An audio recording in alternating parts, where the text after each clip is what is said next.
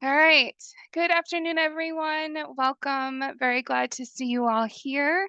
My name is Angie Railing. My pronouns are they, them, and I am a prevention coordinator with the Wisconsin Coalition Against Sexual Assault. And we like to do these reproductive health care updates periodically, and especially when there are situations that have changed in the state of Wisconsin. And that is the case now. There has been some changes in terms of abortion access. Um, returning to Wisconsin. So we are very happy to partner again with Planned Parenthood.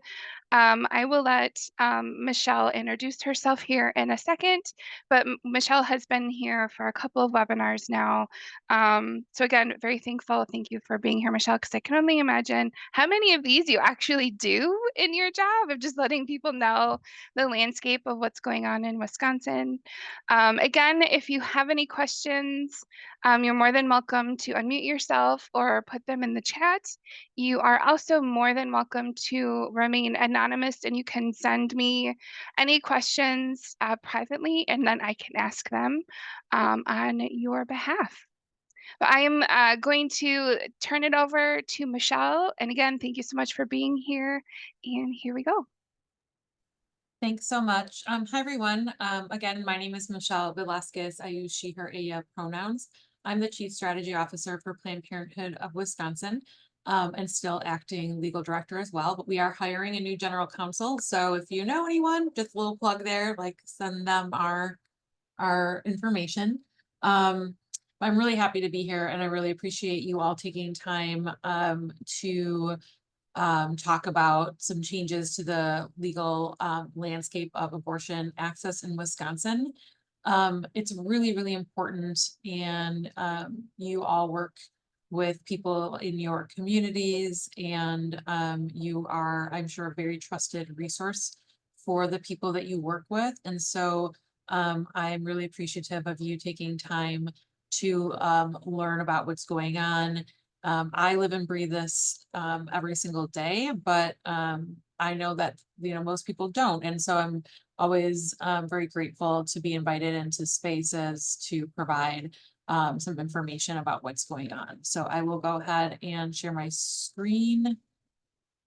Oh, Angie, if you could give me screen sharing ability, I'd appreciate it. Yeah, Thanks. I think I just did that. Oh, no, yep. Thank you. Perfect. You're welcome. Okay.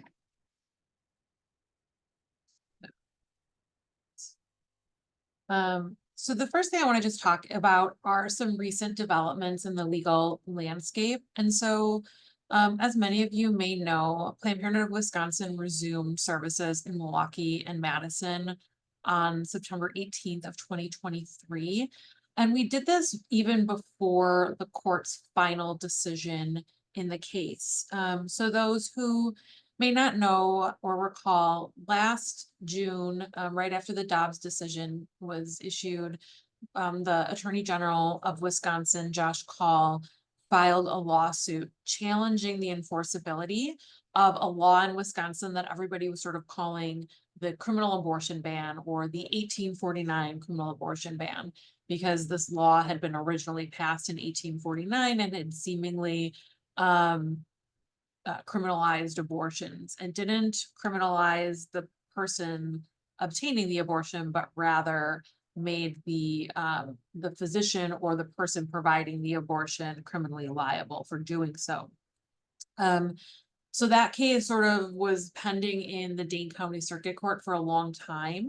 There were some oral arguments and a lot of briefs filed. And one of the defendants in the case is the district attorney from Sheboygan County.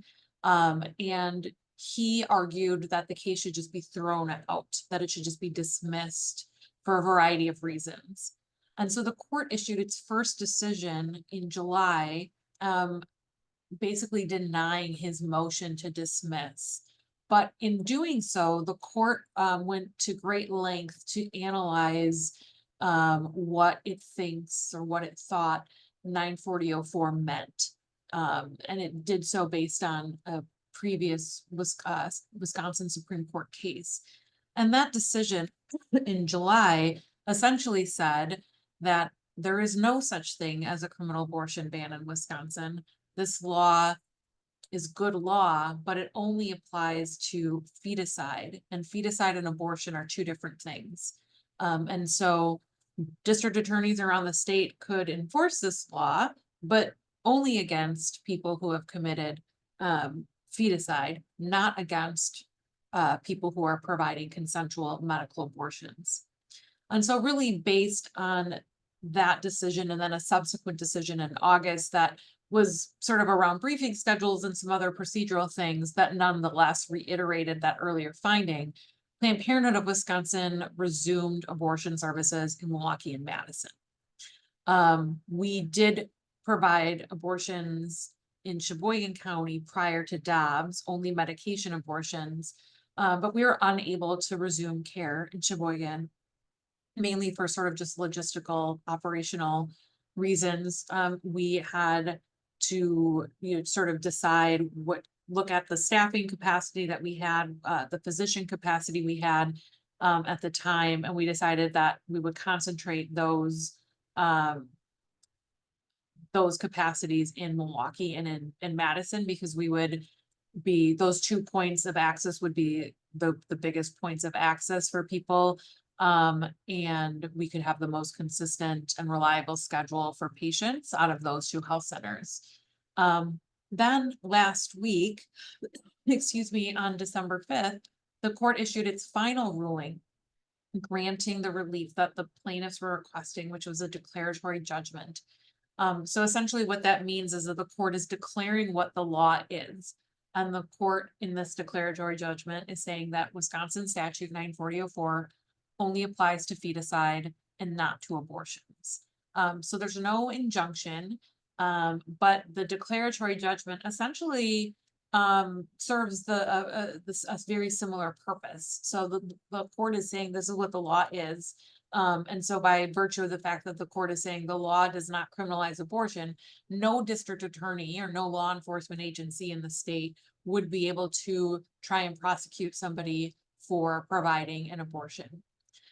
This will not be the last ruling in this case. The district attorney from Sheboygan is very likely to appeal the decision. He has publicly stated that he plans to do so.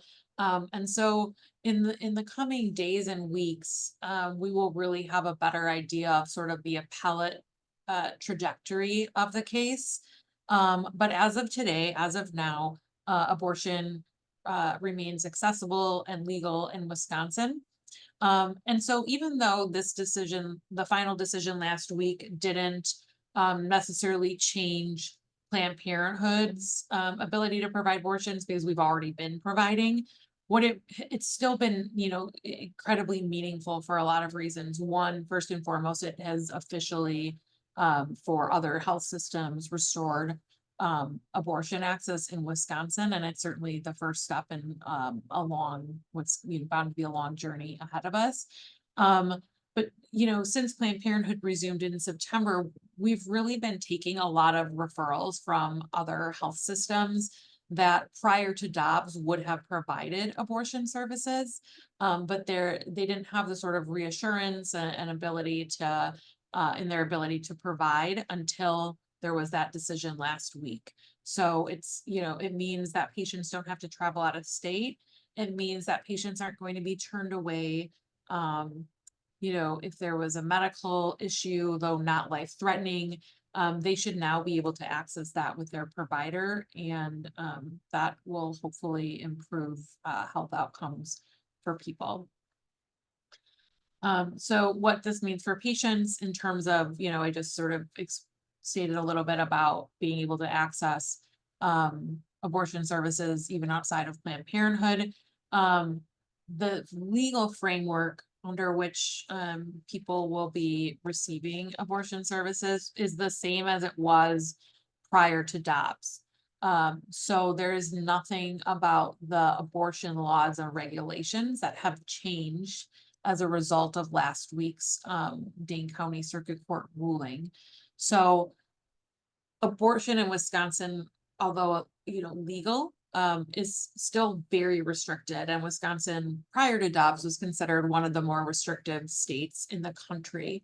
And so some of the things that really present a lot of challenges and barriers to patients are things like a 24-hour waiting period. And so what that means is a patient has to have 2 visits. And so you can see further down my list, there's a mandatory 2 visits. That sort of goes hand in hand with that 24-hour waiting period.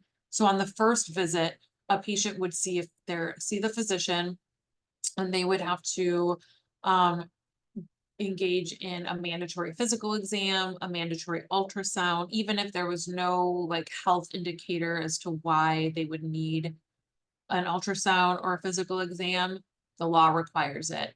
The law requires mandatory state counseling. So those are the things that are done on the very first visit. And then there has to be at least 24 hours before the next visit.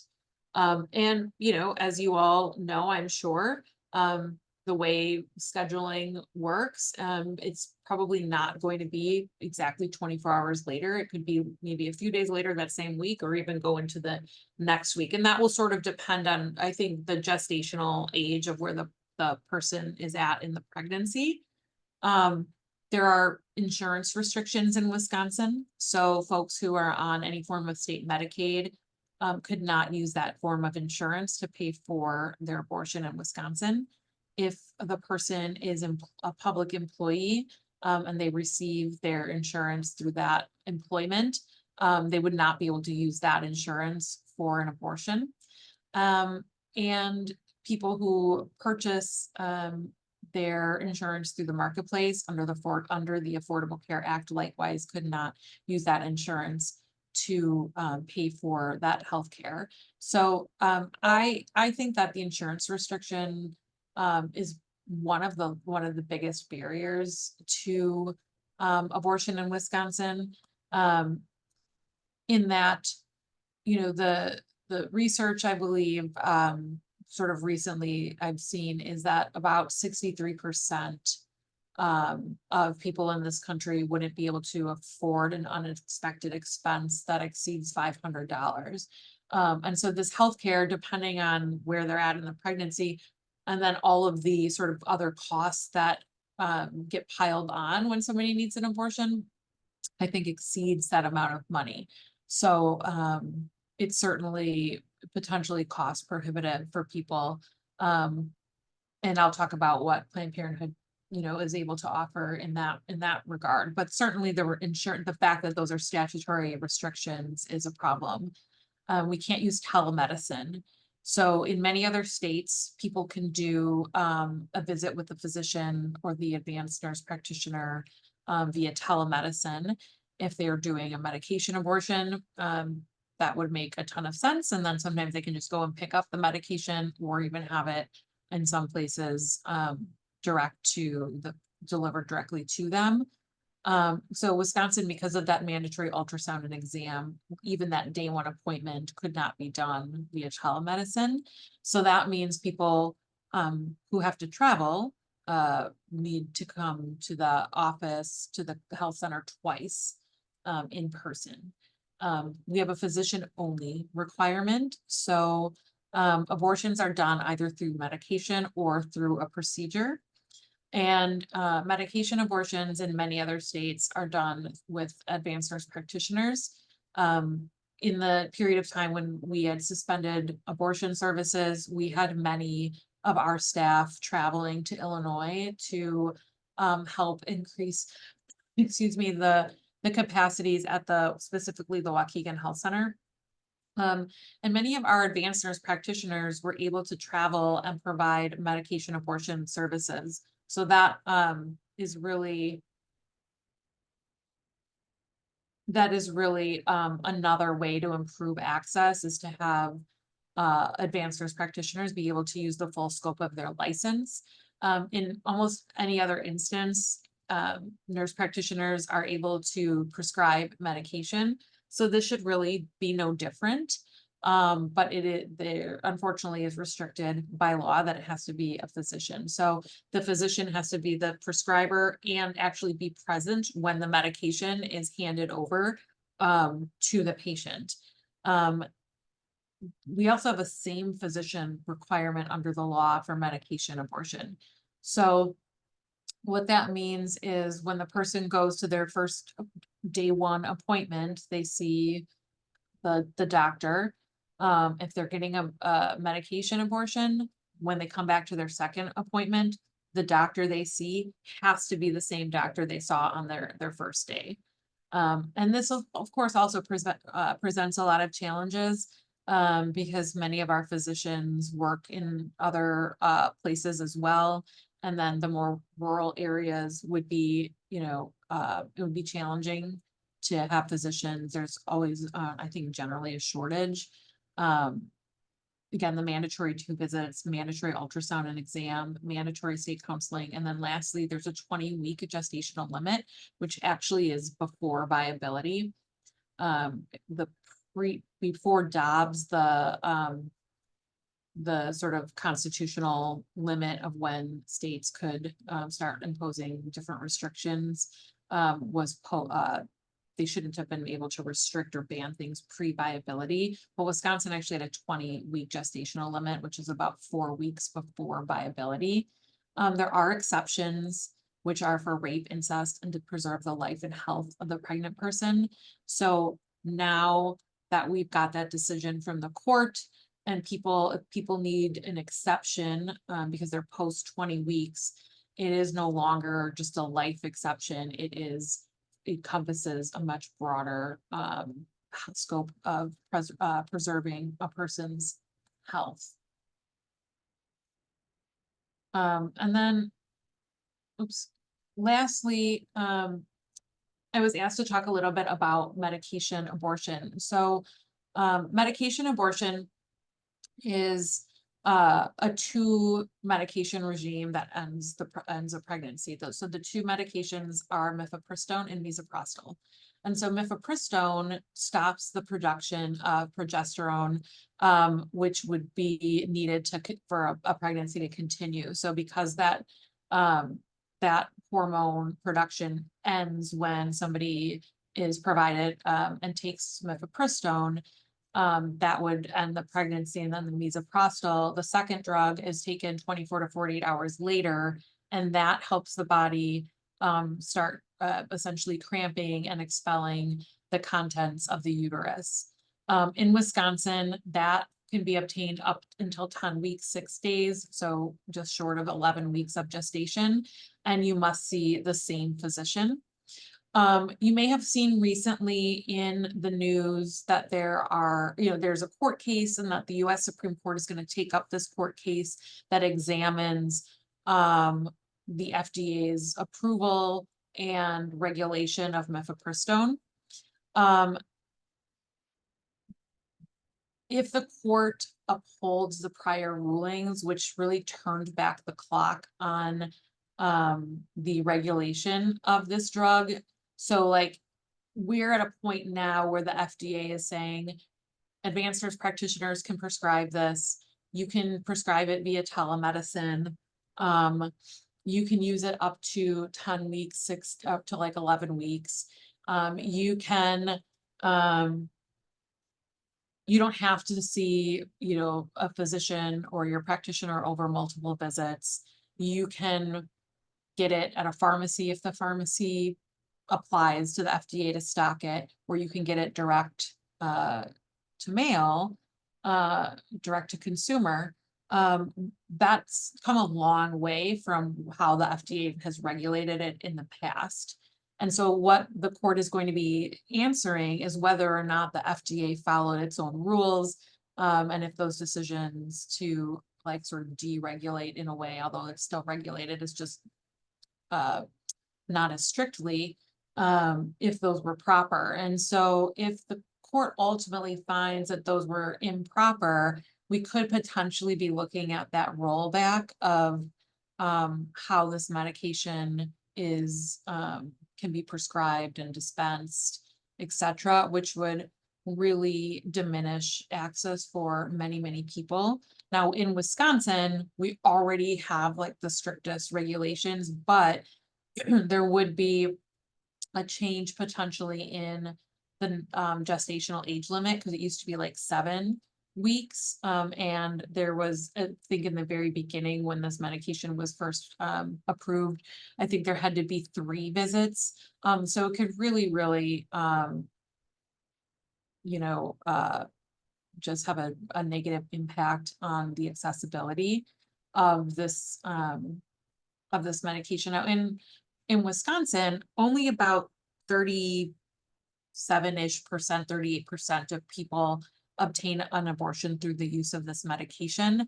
And that does not reflect the national trend. The national trend is like about 54% of people obtain an abortion through medication. But I think in Wisconsin, it could very likely be due to the restrictions and the difficulty, where somebody might say, well, if I can just come in for an appointment and it doesn't matter if I see the same physician twice, I can see any physician, I would rather do that and just do the procedure.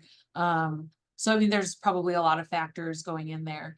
But in Wisconsin, medication abortion must be prescribed by a physician, the physician must be present when that medication is handed, and it's only dispensed at the health center. So it's not something that people go and pick up at a pharmacy. Particularly the mifepristone and misoprostol is actually used for other health indicators, like ulcers is one of the uses. So that's something that pharmacies can stock. But right now, pharmacies can only stock mifepristone if they apply for a special certification through the FDA and the manufacturers. And that is actually new. And so I don't think that there are any pharmacies in Wisconsin that, probably have done that. Considering that when that rule was changed, we were still not able to provide in Wisconsin. And so right now, only physicians with permissions are able to stock in their health centers and then dispense. So we have a long way to go in Wisconsin to improve access and to protect abortion, because going back to the fact that we restored it, there isn't anything that would, there's no court ruling saying we have a constitutional right in our state. There's no statutory or, there's no law in our books that says people have a right to an abortion. So we really have a long road ahead to do that, but nonetheless are still celebrating the fact that people can receive this essential healthcare when they need it. So that's all I have for updates today. I've been happy to take questions. Well, folks are potentially thinking about some questions. Because Wisconsin has such a strict viewpoint, I guess, around medication abortion, how do accessing websites like Plan C and Aid Access, how does that work for people who live in Wisconsin? It's a really good question. I think people can use those websites, and if there are providers who are willing to ship into Wisconsin, they would do that. A person who is pregnant, who obtains and takes the medication abortion pills on their own outside of, let's say, Planned Parenthood or any other healthcare provider, can't be criminally liable. So there's no law that would make it so that person could be prosecuted.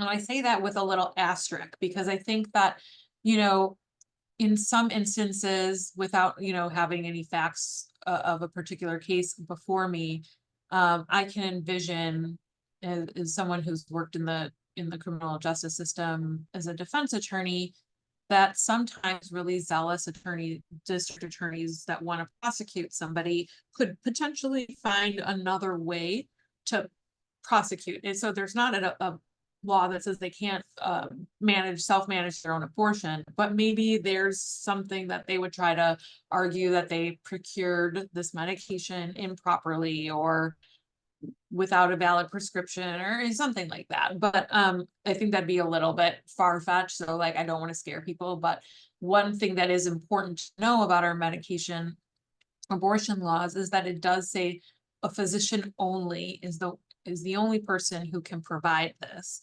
So if a person who is not trying to terminate my own pregnancy, gets medication abortion pills and I give them to somebody who does want to terminate their pregnancy, that is a crime under Wisconsin law, and it was already a crime before the Dobbs decision. Um, but the Aid Access and Plan C have really good websites, really good guidance. There's repro legal help. So I say that just as a way to say, like, always, think about your own particular situation. But those sites are perfectly safe, and that's how I think a lot of people probably do obtain medication abortion pills. It's just that in Wisconsin, like under Wisconsin law, Wisconsin providers would not be able to do that. Great, thank you. Sure. I have another question, but I just want to make sure that I leave some space for folks who might have some. So again, please feel free to, you can send me a private message. You can unmute yourself and ask. Sometimes asking questions verbally is a little bit easier, so you're more than welcome to do that. Um, so for minors, how does that look like for abortion access for them in the state of Wisconsin? Good question. So, and that I should have included in the list. So thanks for adding that. So in Wisconsin, parental consent is required for minors. There is a judicial bypass process. So, somebody who is under the age of 18 can go to the public defender's office or another attorney if they know one, but usually it's the state public defender. And tell them that they want to seek a bypass, they need an abortion, they don't have parental consent, or they don't have a parent who's available. The statute does list some other folks who can consent on behalf of the minors, like a grandparent, a sibling who's over the age of 25, and I think an aunt or uncle of the other legal guardian could also consent, but there's consent needed. Um, and if no consent is available, they can seek a judicial bypass. It's a closed hearing with a judge. It's not something that's like, put on CCAP. It's not something that is like open where like in many courts, the public can just kind of come in and out. These are closed hearings. And the judge really just sort of examines the petition and determines whether or not that person has a sufficient understanding of what their choice is and like what it means. And then typically they're granted, and at least in Milwaukee County, they're usually granted. I would imagine Dane County. And that's how that works. I will say that, like, I think the first point of contact that would be really important. And Angie, I'm happy to send you the general phone number. So regardless where in the state the juvenile is, the Milwaukee juvenile court public defender's office is I think probably the best point of contact to start. Because my understanding is that they can do things by video now. So it doesn't even necessarily have to be a Zoom hearing. And so that is probably the best place to start. That would be wonderful. Thank you. Um, there is a question in the chat. The question is, so I can read it out loud for the recording, is, I'm sorry, I may have missed this, but how do they define health risk for later terminations? And also, does someone have to prove sexual assault or incest? So I'll take the first part of that question, which is about defining health risk. That is really in the medical judgment. So the statute, I haven't looked at it in a while, but I believe the wording is like in the professional medical judgment of the treating physician or something along those lines. So the statute doesn't give us sort of sort of bullet points of like, it has to be this, it has to be this condition, which really allows for much more sort of, I guess, flexibility and decision-making on the part of the patient and the physician to talk about what those health risks are, and they don't have to be immediate necessarily either. And so and then the second part of the question is have whether or not I have to prove sexual assault or incest. I will double check, but I do not believe that Wisconsin statute requires a report to law enforcement, which is good because we wouldn't want those exceptions to require reporting. And so it's just on that person's self-report. And then Medicaid, I should have mentioned, actually pays, these are the exceptions that Medicaid will cover the cost of the abortion. So if there is a sexual assault or incest, if there is a life-threatening or other health risk, regardless of the gestational age. So even if they're not like trying to get an exception for a later termination, but it's to have Medicaid pay, that can happen under those exceptions as well. And then there's a follow-up question from someone. Does health risk include mental health risk? So that is a good question that I honestly just don't know the answer to. And I think that would probably be up to the treating physician, but I'm happy to follow up with Angie and provide a better answer. Like that's because I'm just honestly not sure. I know that under the life exception, when we were operating under sort of 94004, nobody thought that that would be able to be used for, say, somebody who was we were concerned was going to self-harm if they weren't able to obtain an abortion. So under the life exception, no, but under the sort of more it's not super expansive, but under the more expansive definition that we're operating under now, very well could be. And I will double check on that. Awesome. And Those are we'll good questions. send yeah, I really appreciate that question because I think people underestimate the mental stress and trauma that a pregnancy can do to someone, especially if the pregnancy is from rape. Mhm. Um, so I appreciate that question. And yes, we'll send the follow-up information with the recording because I know I am going to make sure that I have all of these particulars written down, and the recording will be so helpful for that. Um, are there any other questions for Michelle?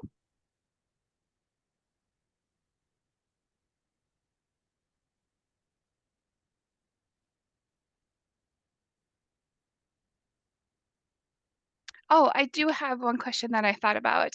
Um, if we'll also send this out in the email, but are abortion navigators still providing information for folks who have any questions about how to access that now? Yes, thanks so much for bringing that up, because I meant to do that as well. So yes, Planned Parenthood of Wisconsin still has abortion patient navigators. And so even before jobs, we did have access to like different abortion funds and our own internal, what are called justice funds to help people with the offset the financial costs associated with abortion care.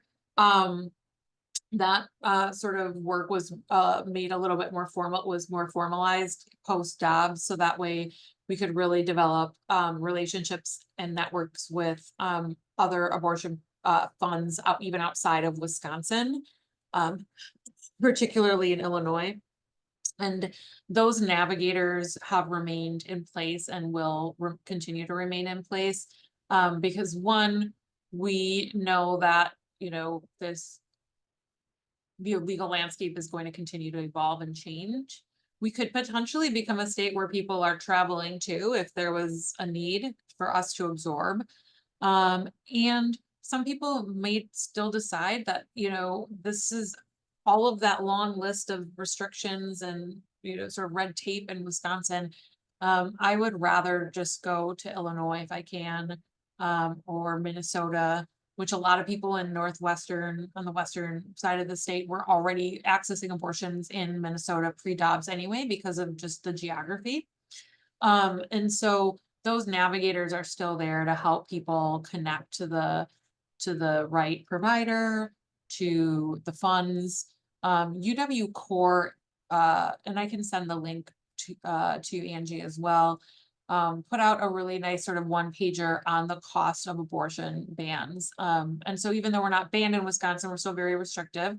And it gives an idea of like just the costs associated with having to travel, even if it's a distance that none of us, maybe we don't consider super far in comparison to other places in the country. But when we think about the cost of gas, the cost of childcare, if it's even available to you, maybe I don't have any more time off, or I don't have PTO or vacation time. And so now I'm, gonna have to like take some time off unpaid, et cetera, or I have to pay for a hotel. All of that really like stacks on top of each other and adds up.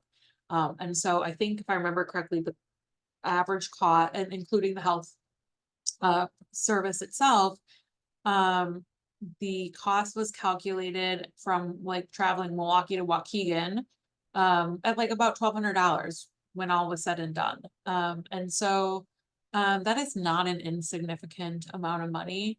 Um, and so, I think that's how I think about abortion restrictions in Wisconsin as well, even if we're traveling in the same state. It's it can be just daunting and insurmountable for a lot of people. So that's why I say we have a long way to go to improve, not just to protect abortion, but then to really make access a reality, for everybody.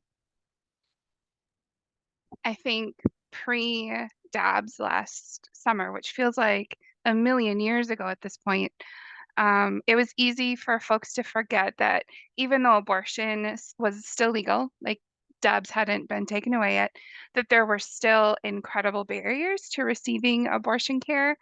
And this is like a good reminder that even though it's back, there's still some barriers that exist, and we will absolutely send out. CORE is a great Wisconsin-based organization that does research regarding reproductive health, and we will absolutely send out that information. And there's another question in the chat. Um, but if there are questions after today, who is the person to contact? And if we'll be working with a client, who would be the best person?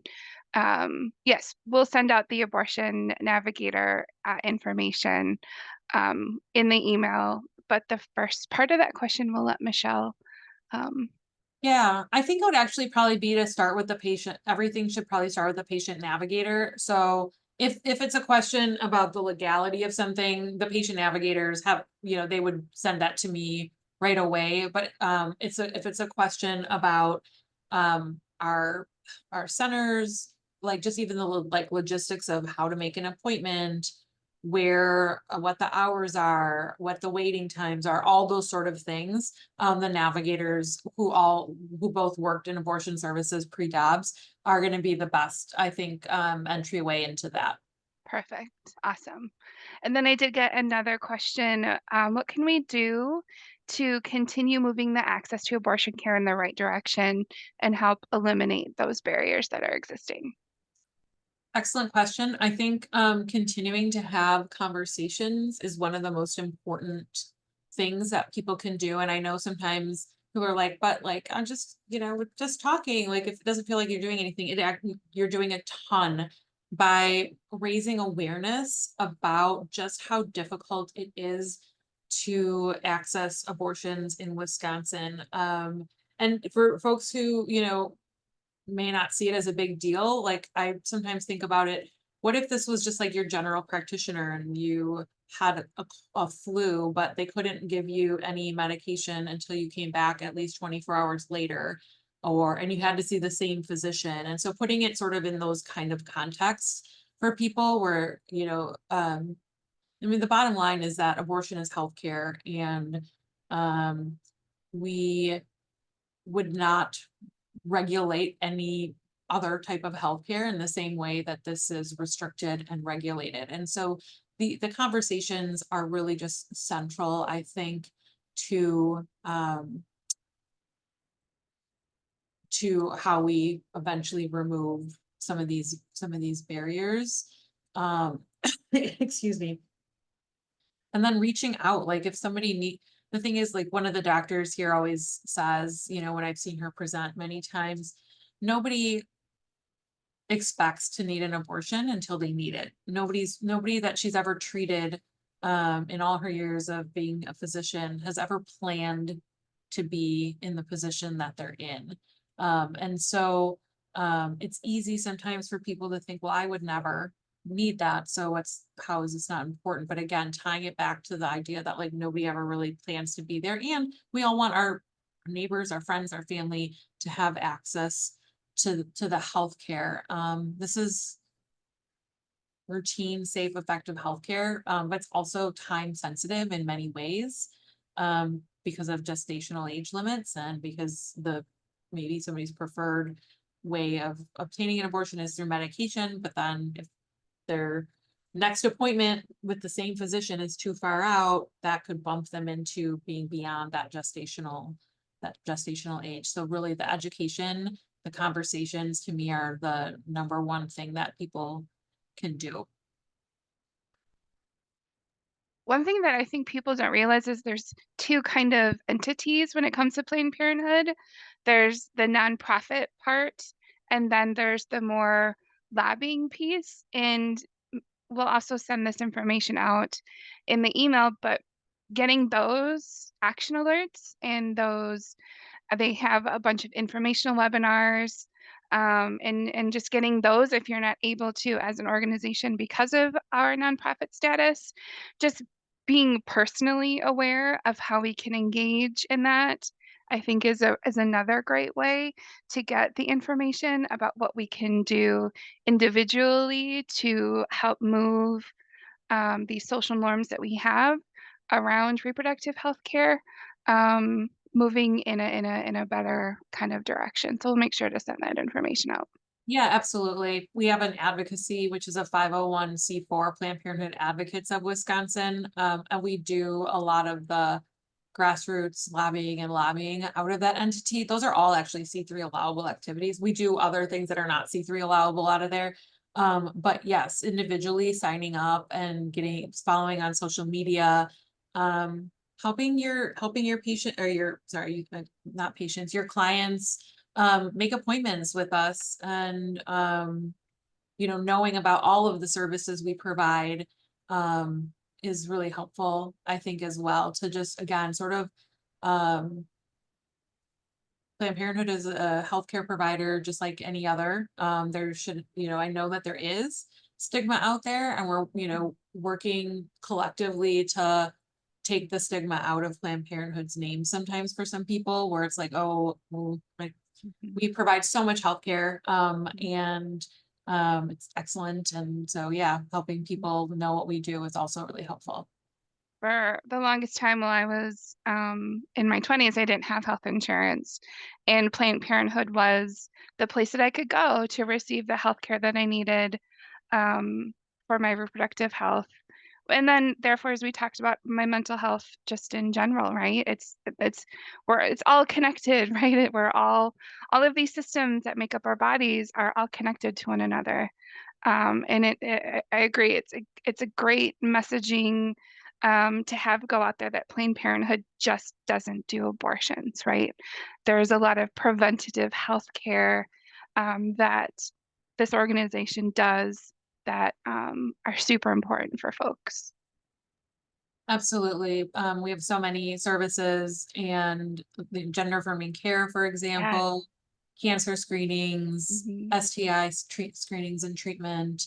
Hmm. And so, and if we're often the only healthcare provider that our patient is seeing.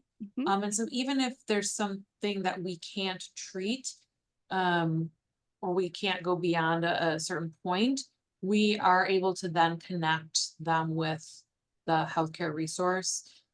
We take all forms of insurance. Most of our patients receive some form of state Medicaid, whether it's Badger Care or family planning only. We do it for FPAS is for short, family planning only services. Um, and then we also have for people who are uninsured and unable to obtain insurance. So oftentimes people who are undocumented or have a non-immigrant visa that would prohibit them from using a state benefit. Sometimes there are other reasons why people can't get insurance. Vulnerable youth, for example, who don't have Mhm. access to their social security numbers, etc.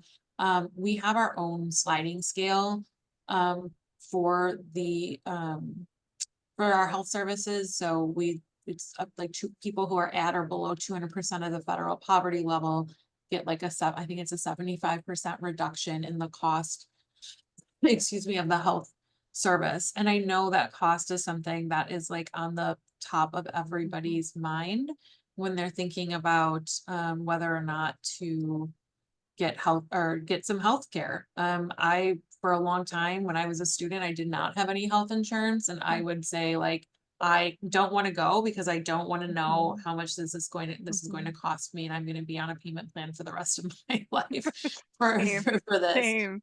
And when I've tabled some community events, I've had people say, well, okay, I want birth control. One person comes to mind who had a small baby with her and said, I want birth control, but I don't have insurance. I can't get insurance. How much is this going to cost? And so we really don't want the financial aspect of it to be the reason why Mhm. somebody doesn't get the health care that Mhm. they need. Mhm. Agreed, agreed. All right, are there any other follow-up questions that folks have?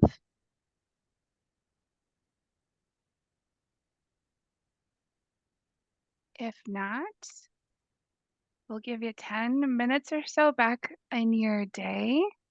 I just want to put another reminder that we do have EC, emergency contraception. So if your agency would like some or already received some and need some more, please don't hesitate to let me know. I will put my email in the chat just so you have it. Please reach out. Oh, let me make sure it gets sent to everyone here. Um, please reach out if you have any questions whatsoever about reproductive health care for survivors. Um, and I hope you all have an amazing holiday season. I hope you're able to take some time off, enjoy yourself. I hope you, Michelle, are able to take some time off this holiday season. Um, and take care, everyone. Thank you so much for being here. We appreciate you. Thank you. Take care. Bye bye. Bye.